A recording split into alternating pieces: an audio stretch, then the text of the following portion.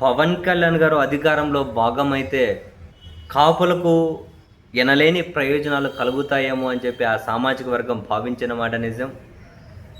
ఆ సామాజిక వర్గం మెజారిటీగా పవన్ కళ్యాణ్ గారికి మద్దతుగా నిలబడిన మాట వాస్తవం.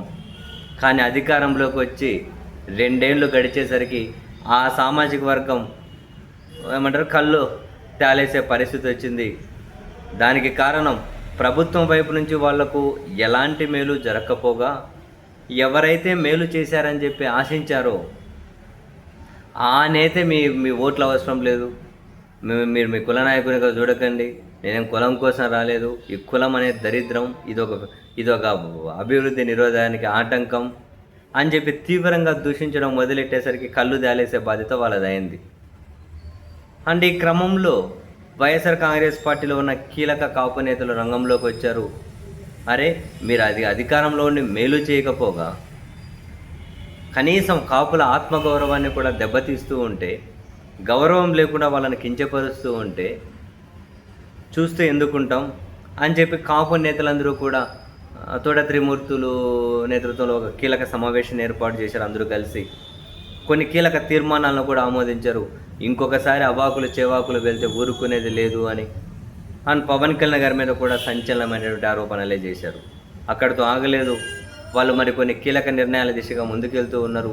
ఈసారి విశాఖపట్నంలో, తర్వాత తిరుపతిలో కాపులందరితో ఒక భారీ సభను కూడా ప్లాన్ చేస్తూ ఉన్నట్టున్నారు. బహుశా డేట్ ప్రకటించడం ఒకటే మిగిలిందేమో.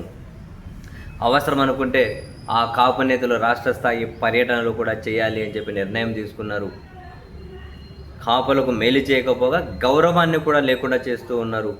ఆ సామాజిక వర్గ గౌరవాన్ని ఖచ్చితంగా ఒక నాయకులుగా ఉండి మేము కాపాడలేకపోతే ఎలా అన్నది వాళ్ళ ప్రధానమైనటువంటి పాయింట్.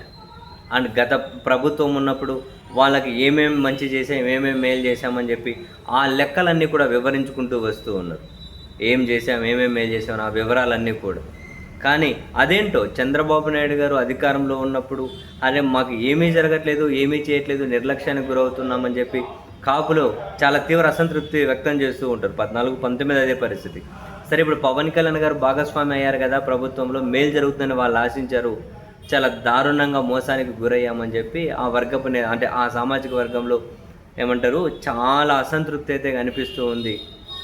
ఆ సామాజిక వర్గం మేలు చేయకపోగా గౌరవం లేదు కదా అన్నది ప్రధానమైన ఫీలింగ్. సో వాళ్ళ గౌరవం కాపాడడం కోసమనే వైసీపీ కీలక నేతలు మరికొన్ని కీలక నిర్ణయాలు తీసుకునే దిశగా అయితే ముందుకు వెళ్తూ ఉన్నారు. బహుశా రాబోయే రోజుల్లో ఎలాంటి టర్న్స్ ఉంటాయో చూడాలి.